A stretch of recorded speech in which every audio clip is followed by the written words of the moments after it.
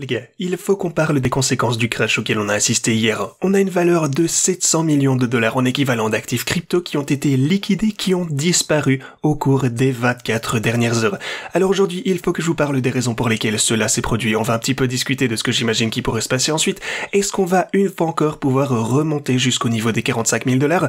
Ou est-ce qu'on va pouvoir assister, en fait une fois que la situation sera un petit peu stabilisée, comme c'est le cas actuellement, est-ce qu'on risque d'assister à une autre énorme chute du Bitcoin, peut-être jusqu'au 38 000 dollars. Les gars, aujourd'hui c'est exactement de ceci dont on va discuter. Il faut que je vous montre l'énorme manipulation à laquelle on a assisté hier. Il faut que je vous explique pourquoi je pense que la plupart des acteurs du marché se trompent en ce moment même. Et bien entendu, j'ai d'énormes mises à jour concernant mes stratégies de trading également. Je vous tiendrai également au courant de tout ce qu'il faut. Alors bienvenue à tous, je m'appelle Maxime et je vous apporte chaque jour des nouvelles vidéos en français sur les crypto-monnaies en vous apprenant comment vous faire de l'argent sur ce marché. Si vous êtes nouveau sur cette chaîne, alors soyez sûr de vous abonner et d'activer la cloche dès maintenant. Ok, alors parlons de tout ceci. Comme vous le savez, on a eu une grosse panique hier lorsque le Bitcoin est passé des 45 200 dollars jusqu'au plus ou moins 40 000 dollars au minimum. Maintenant, là c'était en espace d'une heure seulement, on a eu une chute de 10%. Certaines personnes vous diront que c'est rien du tout, que ce n'est en fait pas important, d'autant plus que certaines personnes sont déjà, eh bien en fait ils sont vraiment à bout, ils attendaient que ça se passe de toute façon, ils attendaient ce mouvement de prix, donc on a vraiment beaucoup d'intérêt qui a été suscité par ce qui s'est déroulé ici dernièrement. Beaucoup de personnes ont juste réagi à cette action de prix. Maintenant, pour nous bien entendu, qui utilisons les stratégies de trading, eh bien j'y reviendrai bientôt plus en détail, mais la première chose que j'aimerais vous montrer, c'est que regardez ceci sur l'intervalle horaire, c'est vraiment magnifique. On est descendu, regardez les corps de chandelle ici, on s'est fait supporter, boum, ici on a un gros rebond, les bears ont essayé de nous pousser à la baisse, et boum, une fois encore gros rebond ici. Et d'ailleurs, ici hier je vous ai posté ça sur Twitter, alors que c'était en train de se publier, je vous ai dit, hey, regardez, grosse action sur le prix ici, est-ce que ma ligne rouge parviendra à maintenir le prix du Bitcoin? Et, eh bien, il semblait probable que ça arrive, c'est donc à ce moment-là qu'on en approchait, et puis, eh bien, encore une fois, je vous ai dit, ici, est-ce que ça va réellement nous sauver à nouveau? Parce que, eh bien, on avait cette énorme mèche qui était passée complètement à travers, mais le corps de chandelle se reposait toujours sur ma ligne rouge ici, et puis, eh bien, j'ai juste rigolé, en fait, encore une fois, parce que la ligne rouge a sauvé l'ensemble du marché des cryptos. Ma ligne rouge, non, je rigole évidemment, mais voilà, sérieusement, ce support a été extrêmement important, et c'est pourquoi je vous dis toujours que je pense que mon scénario de base, c'est toujours que ce support va maintenir le prix du Bitcoin, parce qu'il s'agit d'un niveau extrêmement important fondamentalement pour le Bitcoin. Maintenant oui, on a eu une mèche en dessous brièvement, mais regardez ensuite, on a eu une remontée en puissance, et comme vous le savez, eh bien si vous avez regardé où a évolué le prix par la suite, on a en fait rechuté une fois encore pour la toucher une fois de plus, et puis on a été supporté encore une fois. Actuellement on cherche à se ressaisir un petit peu au niveau du prix. Donc voilà, beaucoup de drama hier les gars. Maintenant avant que je ne vous parle du prochain mouvement que j'imagine qui pourrait se produire, de mes stratégies de trading et autres, passons en revue quelques chiffres importants. Comme je vous l'ai montré dans l'introduction, on a 700 millions de dollars qui ont été enregistrés en liquidation. Beaucoup de personnes ont perdu leur position lors de cet énorme événement en cascade. Beaucoup de personnes ici ont un petit peu trop joué avec le levier, évidemment ce n'est pas... En fait si vous ne savez pas comment ça fonctionne, c'est compliqué, si vous n'utilisez pas une bonne gestion de vos risques, eh bien c'est une très mauvaise idée. Et si vous regardez d'ailleurs la cause de cette chute, comme vous le savez j'ai réalisé une vidéo d'urgence hier où je vous ai expliqué pourquoi on était en train de constater cette chute, et tout ceci nous vient d'une société d'analyse qui a déclaré en fait que les ETF allaient être rejetés. Et à ce moment-là, eh bien on a eu certains des analystes principaux qui sont sortis, par exemple Eric ici est venu nous dire eh bien on ne voit pas des rapports comme ceci, genre en fait comment est-ce que vous pouvez tirer une conclusion que tous les ETF vont être rejetés, surtout que ce n'est pas un énorme média? Bien maintenant on a la réponse en fait, mon rapport n'est basé sur aucune source réelle, il n'y a pas non plus de commentaires d'insiders, d'ailleurs personne n'avait l'air de rien savoir, c'est juste mon opinion personnelle en gros, nous a-t-il dit. Alors fondamentalement l'ensemble du marché des crypto-monnaies s'est effondré, eh ben pour rien, parce que ce type avait une opinion bien forte sur les marchés qui devraient s'effondrer. Eric et ces autres personnes en fait utilisent des sources bien entendu, ils recherchent des sources au sein de la SEC, ils recherchent différentes choses lorsqu'ils publient ce genre de tweets, lorsqu'ils font des rapports ou autres, et eh bien les gens pensaient que cette personne faisait ça aussi, qu'il savait des choses, mais c'était juste son opinion, selon laquelle les ETF allaient être rejetés. Alors pour le coup, on n'en sait rien, peut-être que ça va être le cas, peut-être pas, mais tout indique actuellement que les ETF ne seront pas rejetés, au lieu de ça ils vont être approuvés, mais le timing était vraiment très particulier parce que comme je l'ai souligné dans la vidéo d'hier, il a publié cet article disant, donc voilà, ce rapport disant que tous les ETF l'ETF Bitcoin Spot allait être rejeté en janvier, mais le truc c'est qu'il a publié ceci au point où tout le monde, en fait au moment où tous les marchés surveillaient leur graphe avec les yeux grands ouverts. En fait tout le monde voulait savoir ce qui allait se passer sur l'espace des cryptos en attendant d'appuyer sur leur bouton de vente. Pas vrai? Parce que eh bien, on allait forcément voir un gros événement. On va toujours avoir un gros événement, en fait, lorsque l'ETF sera soit approuvé, soit rejeté, ou même retardé peut-être. Donc, tout le monde était prêt à vendre ou à acheter du Bitcoin. Et, eh bien, ensuite, ils ont vu cet article vous disant que tous les ETF allaient être rejetés. Ils ont commencé à vendre, et puis vous avez cette cascade de liquidation avec tout ce qui s'est passé par la suite. Le timing était donc très particulier. Maintenant, j'ai parlé au cours de ces derniers jours de ce qui, j'imagine, risque de se passer, que ce soit, eh bien, rejeté, que ce soit approuvé. Je vous ai en fait exposé les scénarios exacts auxquels je pouvais m'attendre. Cependant, un scénario dont je n'ai pour le coup pas parlé, c'est le scénario dans lequel vous avez juste un énorme FUD qui sort, ce qui était le cas pour le coup. Pour le coup, eh bien, je n'en ai pas parlé parce que, j'en sais rien en fait. Comment est-ce que vous pouvez vous attendre à tout ce bazar qui vient de se passer? C'était vraiment énormément de FUD. Je n'avais aucune idée que ces entreprises en fait pousseraient beaucoup plus loin ce genre d'article à ce moment-là. Ça a eu un effet drastique sur le marché. Mais voilà, c'est ce qui s'est passé. Malheureusement, encore des fausses informations. À l'heure actuelle, les marchés sont en train de se redresser et on voit potentiellement, eh bien, d'autres hausses ici qui pourraient arriver dans un avenir prévisible. Au moins, bien sûr, à moins que l'ETF ne soit rejeté. La bonne nouvelle en ce moment, c'est que on a une idée de ce que le Bitcoin ferait si l'ETF était effectivement rejeté.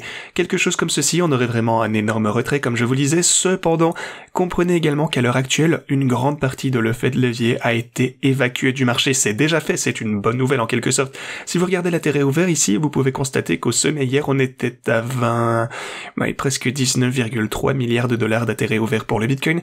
À l'heure actuelle, on est seulement à 17. Alors, il y a plus de 2 milliards de différences en intérêt ouvert qui ont été éliminés au cours d'une seule journée. Et ça vous montre donc que la prochaine fois qu'on aura un énorme mouvement, à la hausse ou à la baisse, eh bien, le marché ne sera pas, n'utilisera pas autant de leviers de manière excessive qu'on a pu le voir ici dernièrement. On n'aura pas autant de cascades à la hausse ou à la baisse. Et c'est une bonne chose selon moi qu'une partie de l'effet de levier excessif a été éliminée du marché.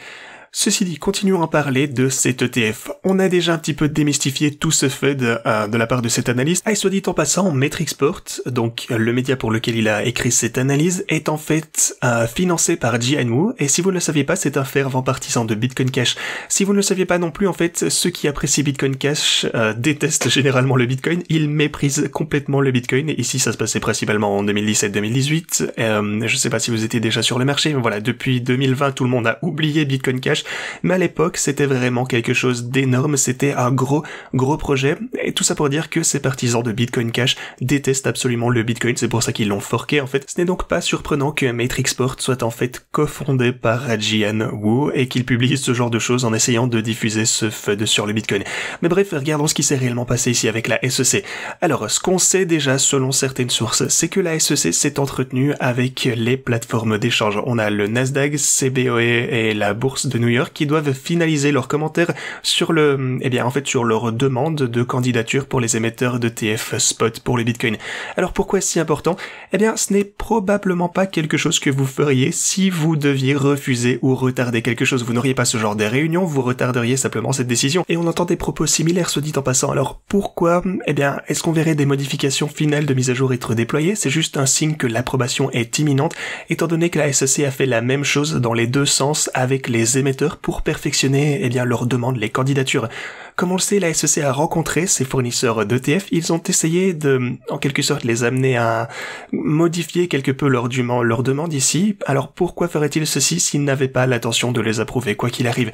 Alors, en ce qui me concerne, je pense toujours qu'on est également, en tout cas selon les sources dont on dispose, bien entendu, on ne sait pas toujours tout, mais voilà, les sources proches de la procédure disent que la SEC pourrait commencer à notifier les émetteurs de l'approbation vendredi et que le trading pourrait commencer dès la semaine prochaine. Alors, je pense qu'on verra l'ETF Bitcoin être approuvé. Pour le coup, si ça ne se produit pas comme ceci, comme vous le savez, vous connaissez déjà les scénarios dont je vous ai parlé au cours de mes dernières vidéos et on a même vu ce à quoi s'attendre, mais je pense toujours qu'il est probable que tout ceci soit approuvé. Alors, tout ceci, eh bien, c'est toujours positif à voir, ça semble toujours positif pour l'avenir. Soit dit en passant, les gars, si vous regardez les personnes qui ne possèdent pas de Bitcoin à l'heure actuelle, les personnes qui ne hold aucune crypto, ici pour le coup, il s'agit d'un sondage réalisé auprès de 1500 Américains, et ils ont déclaré qu'avec l'approbation de l'ETF Bitcoin Spot, 21% d'entre eux commenceraient désormais à acheter du Bitcoin et à investir dans les cryptos, ok? Alors, si vous supposez que 25% des personnes qui ne possèdent pas de Bitcoin à l'heure actuelle, 25% de ces personnes commenceront à acheter lorsque l'ETF Bitcoin sera approuvé, et ça vous montre encore une fois qu'avec le temps, ça va juste ajouter davantage de pression d'achat pour le Bitcoin et par après bien entendu pour les cryptos, ce qui est absolument fantastique. Maintenant, parlons de... Eh bien en fait avant qu'on parle de mes stratégies trading, on va un petit peu parler de l'Ethereum et des marchés traditionnels. Alors, pour ce qui est de l'Ethereum, vous pouvez voir que sur l'intervalle journalier, l'Ethereum trade toujours au sein de cette range, donc pour le coup c'est super intéressant le fait qu'on est toujours au sein de cette fourchette, même compte tenu de tout ce qui s'est passé. Alors oui, c'est sûr, là on est plutôt sur le bottom de cette range, mais la ligne orange a également maintenu le prix de l'Ethereum sur l'intervalle journalier, c'est donc intéressant à voir. Pour ce qui est des marchés traditionnels, on observe en fait une tendance à la baisse, assez importante ici pour le S&P 500, vous le constatez. Vous pouvez voir par exemple que ce canal, eh bien, est dans un pattern à la baisse depuis qu'il a dépassé, eh bien, cette formation en triangle ici sur le sommet. C'est là que je vous ai dit que je pensais qu'on avait le sommet local pour les marchés traditionnels, au moins pendant un moment, et qu'on devrait peut-être voir d'autres chutes à partir de là, mais je ne pense pas non plus que ça affectera le Bitcoin. Et je maintiens toujours ceci, en fait. Je pense que, maintenant qu'on a déjà subi ce pullback d'ailleurs, pour le coup, je pense pas que ça affectera nécessairement autant le Bitcoin, parce qu'encore une fois, le Bitcoin actuellement est dans une phase un petit peu à part entière, du moins jusqu'à ce que le TF Bitcoin soit approuvé. Ok, parlons maintenant des choses importantes, il s'agit de mes stratégies de trading. Alors qu'est-ce qui s'est passé de ce côté-ci? Alors comme vous le savez, lorsque j'ai réalisé ma vidéo d'urgence hier, eh bien tous ces bots avaient accumulé quasiment toutes leurs positions, ils ont acheté eh bien énormément de positions à la baisse jusqu'au bottom, ils ont acheté jusqu'ici, et c'est vraiment eh bien la beauté de l'utilisation de ces stratégies de trading.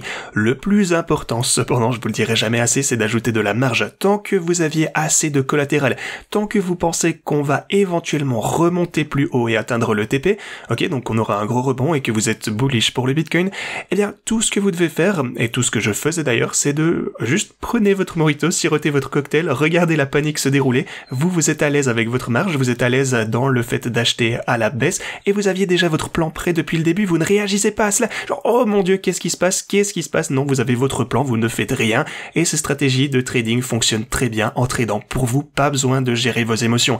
Maintenant, toutes ces positions géraient des gros bénéfices, à l'exception de deux, il s'agit du bot rapide pour l'Ethereum ainsi que le bot de cycle d'Ethereum. En fait, ces deux-ci sont toujours, eh bien, avec des pertes flottantes relativement importantes ici, ce qui signifie que les positions qu'ils ont accumulées, donc ajoutées sur la descente ici, sont toujours en perte. Maintenant, au total, bien entendu, c'est toujours en profit, plus qu'énormément d'ailleurs, mais tous les autres bots, les bots Bitcoin, Lan, Ethereum, etc., ont fait d'énormes profits hier. Ce qu'ils ont fait, c'est qu'ils ont accumulé sur la descente ici, et puis ils ont pu atteindre leur prix de TP sur la remontée, exactement au moment en fait où on a pu gagner le plus d'argent dans les cryptos. Alors pour tous ceux qui utilisent ces stratégies de trading et qui ont ajouté suffisamment de marge en général, eh bien je pense que vous avez fait énormément d'argent sur ce rebond à la place d'en perdre si vous aviez pris des positions déraisonnables avec un levier, ce qui est absolument fantastique. Maintenant, quel est le plan pour eh bien ces positions qui n'ont pas réussi à atteindre leur prix de TP actuellement avec le bot de cycle Ethereum ainsi que le bot Lan? Eh bien je vais juste attendre. Si le TF Spot est approuvé, eh bien ils atteindront leur TP de toute façon et tout finira pour le mieux une fois encore. Mais pour ce qui est de mon prochain lot de bots, les gars, ce que je compte faire, c'est que j'utiliserai probablement uniquement le Bitcoin parce que maintenant on a beaucoup de données que je peux utiliser. En fait, ça fait déjà plus d'une année que j'ai ce genre de bots. Et oui, d'ailleurs les gars, ici c'est le bénéfice que vous pouvez voir ici. Là c'est juste le dernier lot, ça a été ouvert depuis quelques mois il me semble. Mais j'utilise ces bots donc en clôturant et en ouvrant des nouveaux lots depuis plus d'un an déjà. Et j'utiliserai majoritairement le Bitcoin à l'avenir parce que en ce moment, vous pouvez le voir, les prix sont de plus en plus élevés pour le coup, et au fur et à mesure qu'on monte, eh bien plus les chutes potentielles seront également importantes, donc les altcoins deviennent plus risqués. Maintenant, je veux juste être bien clair. La seule raison, en fait, aussi lorsqu'on constate une grosse chute de la part du Bitcoin, l'Ethereum généralement redescend avec lui, mais même beaucoup plus bas souvent. Donc, au lieu de prendre le TP sur ce rebond, on est maintenant coincé dans ces positions, ce qui ne me dérange pas pour le coup, pour ce cas en particulier, parce qu'encore une fois, eh bien je pense qu'on va atteindre le TP de toute façon pour ces bots, même pour l'Ethereum, mais À l'avenir, eh bien, beaucoup de personnes sont, c'est normal aussi, très stressées. On a 13 ordres de sécurité sur 13 qui sont exécutés ici, et eh bien, on n'arrive pas à en sortir. En tout cas, voilà, ces grosses pertes flottantes, ça fait stresser, je le sais. Aussi, c'est un petit peu biaisé, comme vous pouvez le voir ici, parce que tous les bots ont réalisé leurs bénéfices, à l'exception de l'Ethereum ici. Donc, je ne pense utiliser que le Bitcoin. Ça ne sera pas si décorrélé. Pour le coup, je pense que ce sera plus constant à l'avenir. Je pense que c'est une bonne chose, bien entendu, pour le reste du marché, mais je vous tiendrai au courant de tout ceci. Je vous en dirai davantage dans les prochaines vidéos à ce sujet. Ceci dit, pour mes bots sur BitGate, eh bien, c'est toujours la même chose en fait que sur les bots OKEx, étant donné qu'ils utilisent exactement les mêmes réglages. Donc pour l'Ethereum, le bot rapide, eh bien, hold toujours ses positions. Le bot cycle d'Ethereum hold ses positions. Tous les autres bots ont déjà atteint leur prix de TP, et sur le deuxième compte, bien entendu, eh bien, une fois encore, c'est pareil. Grosso modo, on a réussi de gros bénéfices de toute façon sur ce pullback et sur ce rebond en général. Maintenant, la seule et dernière chose que j'aimerais vous dire, c'est que pour les bots donc qui sont toujours en PNL flottant, qui hold leur position en perte ici pour l'Ethereum, eh bien on attend simplement de pouvoir atteindre le TP, on verra bien ce qu'il en sort. Si vous souhaitez utiliser ces stratégies de trading, vous pouvez le faire sur OKEx, essayez ceci tout d'abord, vous aurez jusqu'à 60 000 $ en cliquant sur ce lien, cliquez sur rejoindre maintenant, et puis une fois que vous êtes inscrit, vous pouvez utiliser ces bots pareil en un seul clic, même paramètre que moi ici dans la description. Si vous souhaitez utiliser BitGate parce que vous ne pouvez pas utiliser OKEx, eh bien cliquez ici, inscrivez-vous de ce côté, vous aurez 8400 $ en bonus de dépôt, faites défiler à la baisse et puis cliquez ici de ce côté. En fait pour le coup c'est complet, mais ce deuxième lien ici, encore 56 places qui sont disponibles. Visiblement on a pas mal de personnes hier qui ont décidé bien de sortir de ces positions, peut-être qu'ils ont clôturé parce qu'ils ont atteint leur TP, ou peut-être liquidé malheureusement, mais voilà, ça signifie qu'il reste 56 places disponibles sur ce deuxième compte. Alors si vous souhaitez les utiliser, cliquez sur ce lien, cliquez sur vous abonner et puis utilisez le bot que vous souhaitez utiliser comme moi en vidéo. Les gars, c'est tout ce que j'ai pour aujourd'hui, merci beaucoup d'avoir regardé et moi je vous dis à la prochaine.